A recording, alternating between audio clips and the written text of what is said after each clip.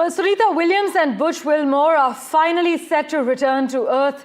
In fact, they are preparing for a Tuesday evening Eastern Time splashdown off the coast of Florida. That translates into Wednesday early morning for us in India. But Sunita Williams is expected to undock from the space station shortly.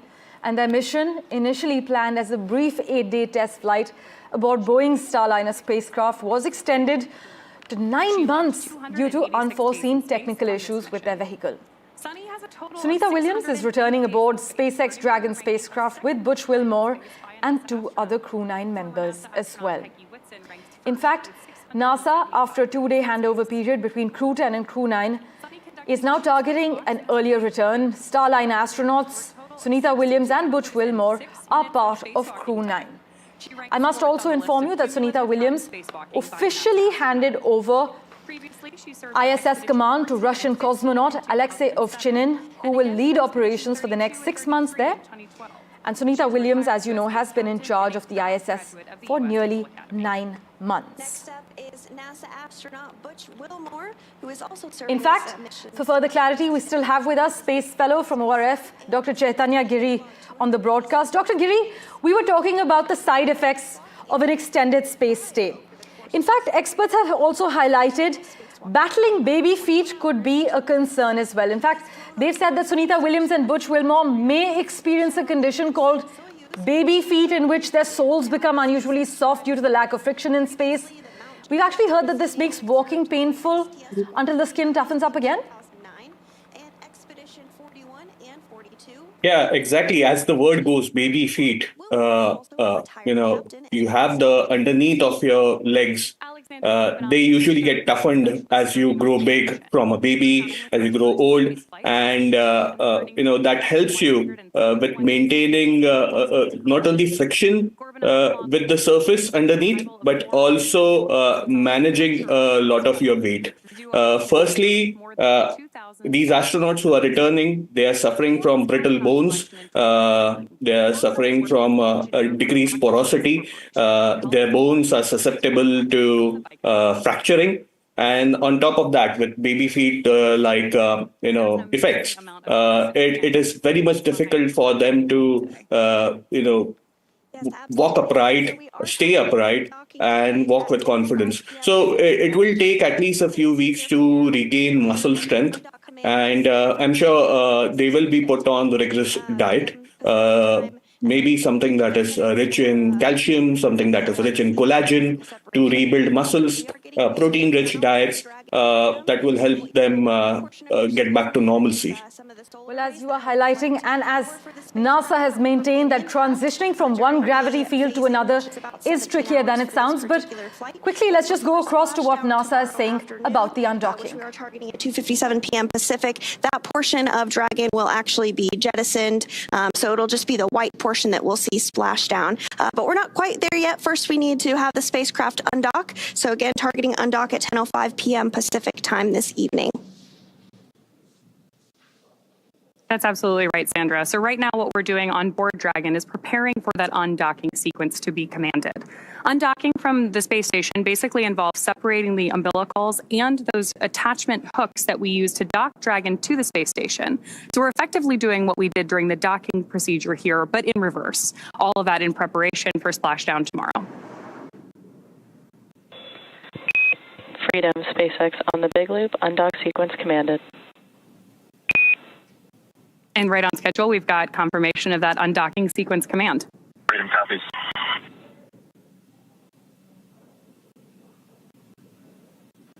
Here in Houston in Mission Control, we are now monitoring the demating of the umbilical. This is the mechanism that provided electrical power to the Dragon Freedom during the time it was docked to the zenith or space-facing port of the Harmony module. Originally, Freedom docked at the forward port of Harmony, and then back on November 3rd with Williams, Wilmore, Hagen, Gorbunoff on board. Umbilical demate reported to be complete as we stand by for the initiation of the opening of the hooks 2 gangs of hooks, 12 hooks in all, holding Dragon to the docking port on the zenith side of Harmony.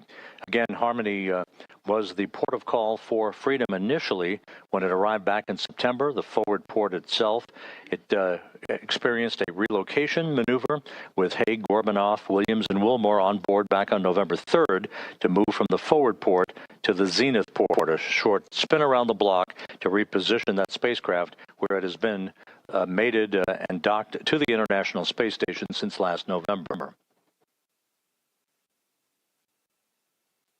3.5 minutes away from physical separation.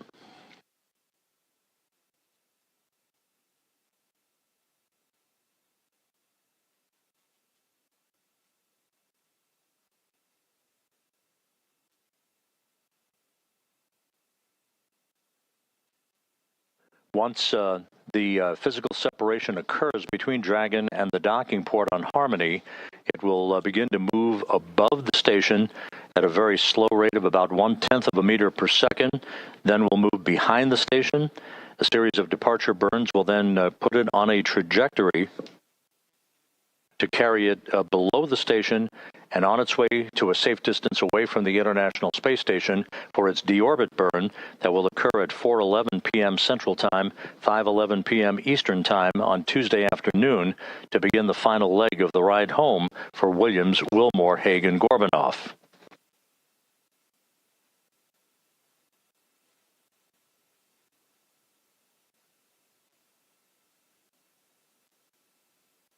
Two and a half minutes to go until physical separation. All systems reported to be in great shape.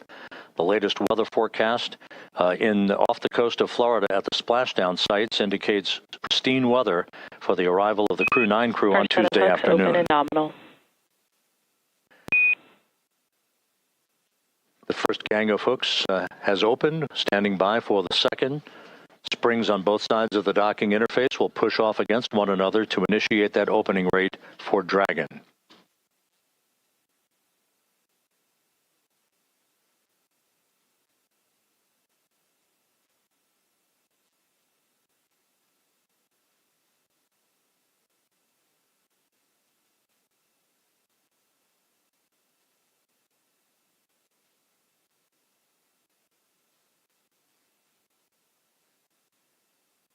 "90 seconds till physical separation.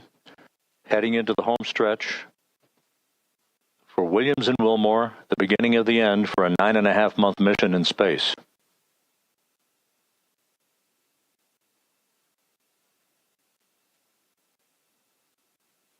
The interface between Dragon and the International Docking Adapter no longer sealed.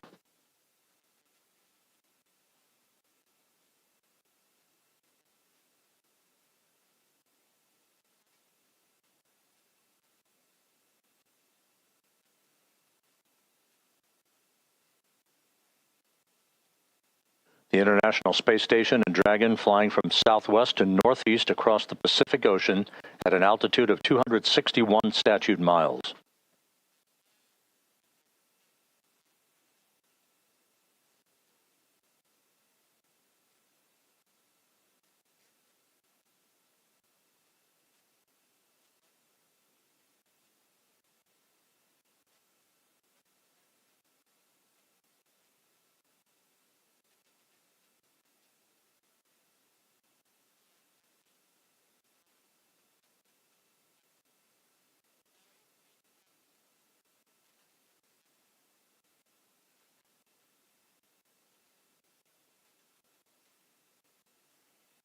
All hooks open.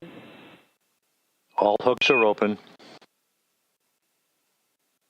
And undocking confirmed. Freedom is free of its moorings. Sonny Williams and Butch Wilmore begin their belated trip home. Separation confirmed.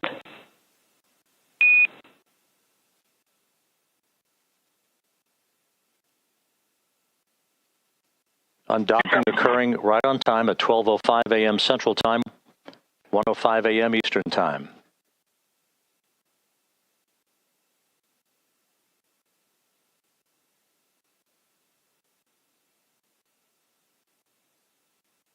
Good motion, good stability on Dragon as it backs away. Freedom, SpaceX on the big loop, depart burn 0 nominal.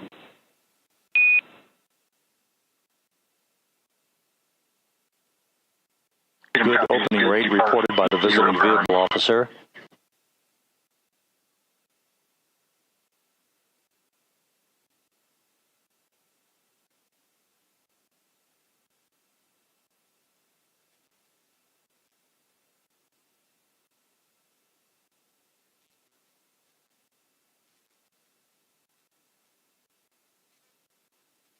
Dragon's attitude control system functioning as advertised.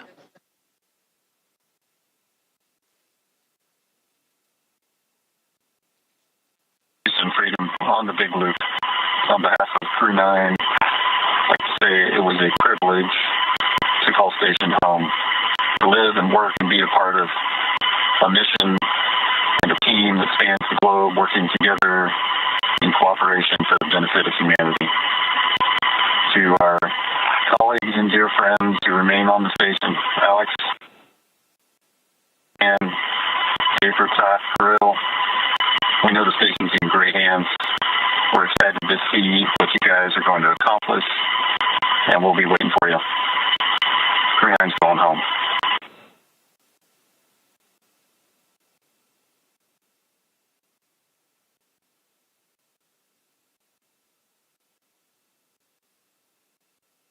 Houston Station on the big loop. Step 2, ISS thrusters are verified enabled. To Crew 9, safe journey home. It's been the honor of a lifetime to cross your path up here on Space Station.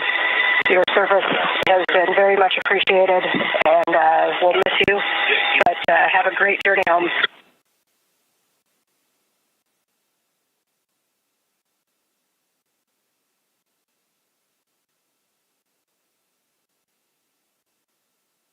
And this is back. I wish we could spend more time with you guys, but many people who love you and whom you love are waiting for you. So safe travel, Godspeed.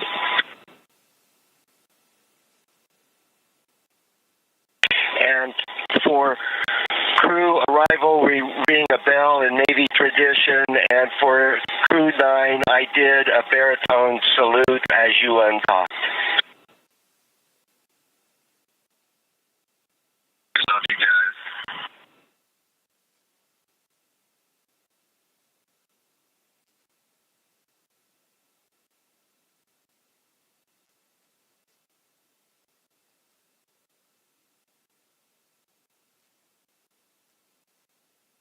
So an exchange of poignant words between the Dragon commander, Nick Hague, as well as the Crew 10 crew, the newly arrived Crew 10 crew members, Anne McLean, Takoya Onishi, and Don Pettit, offering their best wishes and Godspeed for a safe return to Earth on Tuesday afternoon for the quartet aboard the Dragon Freedom.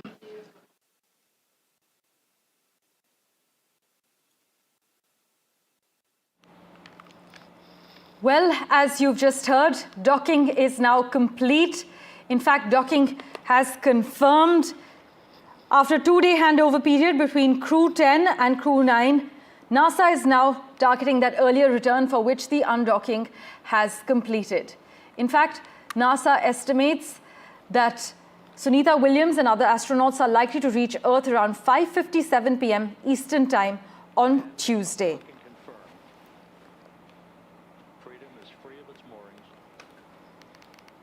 Sunny Williams and Butch Wilmore begin their belated trip Right. home. Let's also go back to Dr. Giri, who's with us at the moment. Dr. Giri, we understand that the journey from the International Space Station to Earth doesn't happen instantly. It's a carefully calculated descent that involves precise maneuvers and also safety protocols. But in terms of reflecting on the timeline of this entire mission, the Boeing Starliner capsule encountered so many problems that NASA insisted it come back empty, leaving its test pilots behind to wait for the SpaceX lift. Take us through what exactly went wrong with the entire Starliner capsule.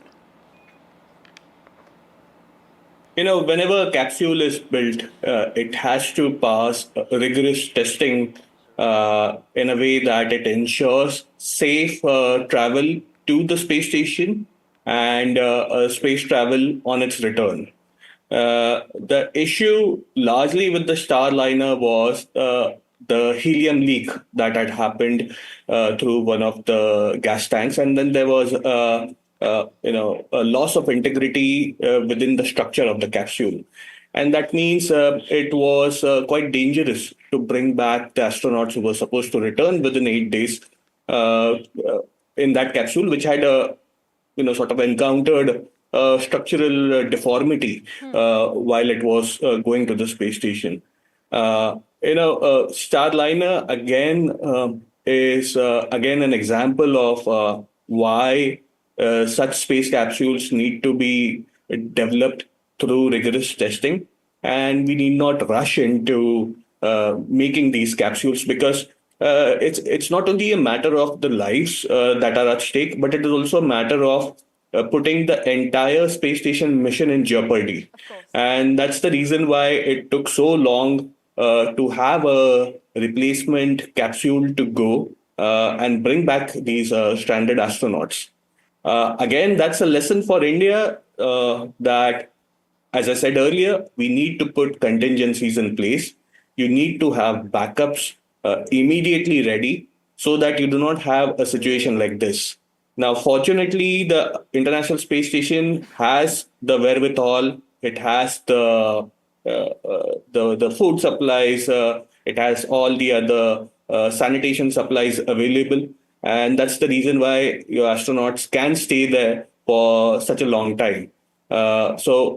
When we build our own Indian space station, we'll have to take all these factors into consideration.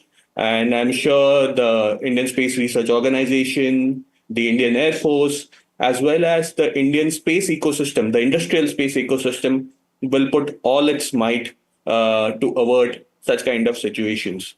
In fact, the Dragon spacecraft, which is on NASA's SpaceX Crew 10 mission, it's also introduced 4 new crew members to the ISS.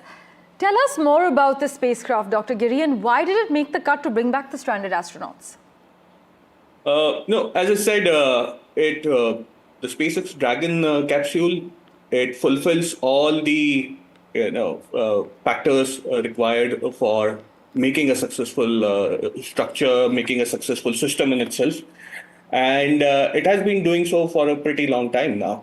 So since the past 10-15 years, the Dragon capsule has been under development. It has successfully proven itself.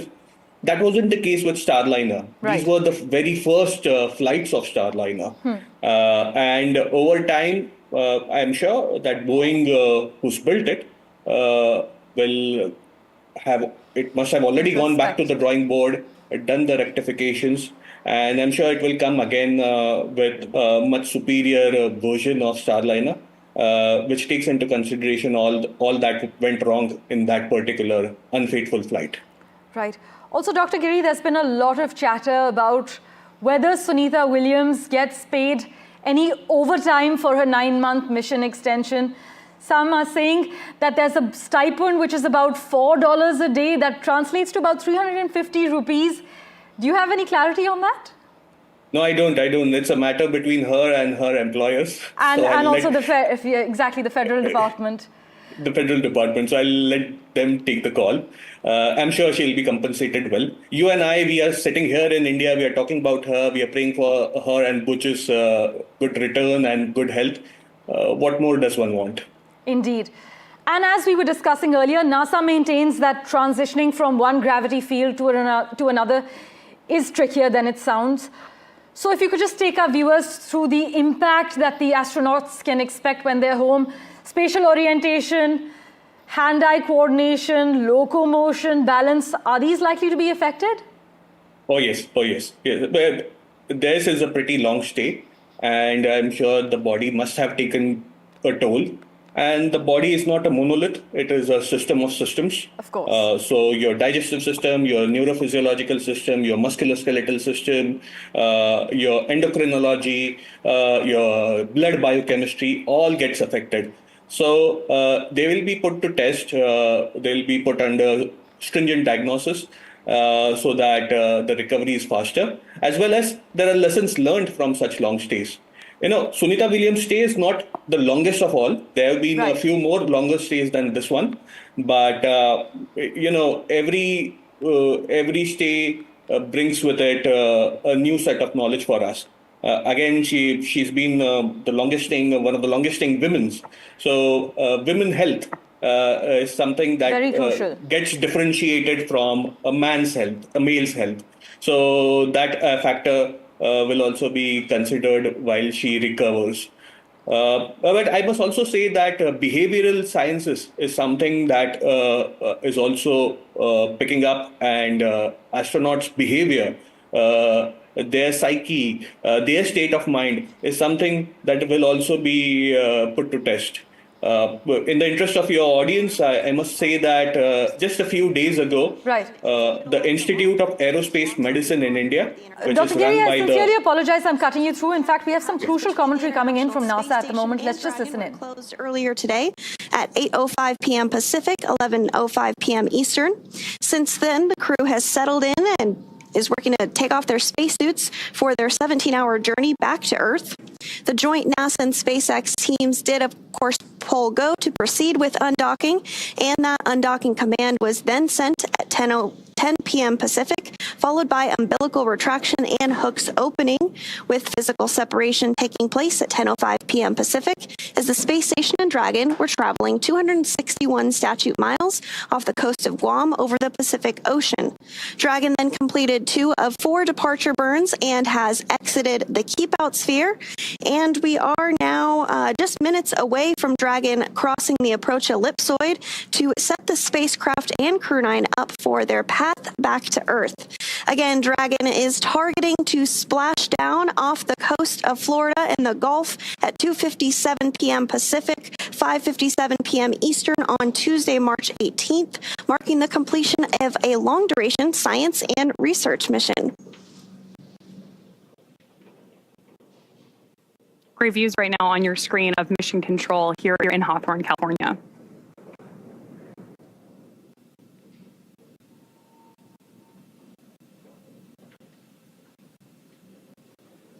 It looks like we're starting to get maybe some views there of Dragon as well. These views are being controlled by one of the flight controllers in Mission Control Houston called Cronus, and they help to make sure that the cameras are in position to view not only visiting vehicles that are arriving and departing, but also help to ensure that cameras are in position to get great Earth views, ensure that perhaps if we're flying over a natural disaster like a hurricane or a wildfire, they are ensuring that those great cameras on board the International Space Station are being put to good use to capture all of the science and research that we can aboard the microgravity laboratory. And, fun fact, actually, the International Space Station will be celebrating 25 years of continuous human presence this November. So if you are younger than 25 years old, you have never known a day in your life where there was not a human being living and working aboard the International Space Station. That is so cool to me. It's just this amazing step forward for human exploration in space. And with that, we're going to check back in with Rob Navius at the Johnson Space Center one more time. Go ahead, Rob. Thank you, Sandra. You mentioned that continuous presence on board the International Space Station. We are approaching the point of the approach ellipsoid exit, which will mark the end of integrated operations with the International Space Station and the flight control team here in Houston.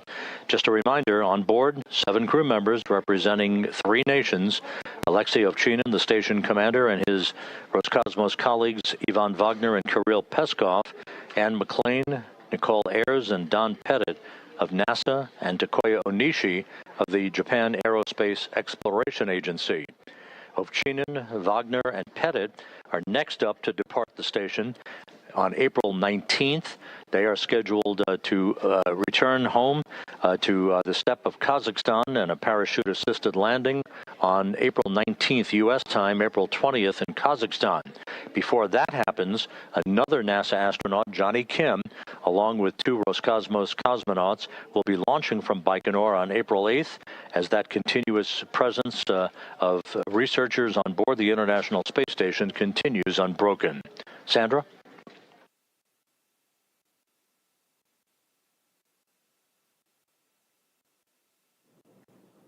And thank you so much, Rob, for that update. We really appreciate you joining us here as you spent your evening in Mission Control Houston. Again, we are continuing to get these views following Dragon's undocking from the International Space Station at 10:05 p.m. Pacific time. That sets us up for a splashdown tomorrow afternoon at 2:57 p.m. Pacific time off the coast of Florida. And so we did mention that the crew was busy with a lot of science and research investigations during their time on board the International Space Station. That really is the whole point of the International Space Station, is to conduct science and research investigations, eventually leading to longer duration missions to the moon and then on to Mars.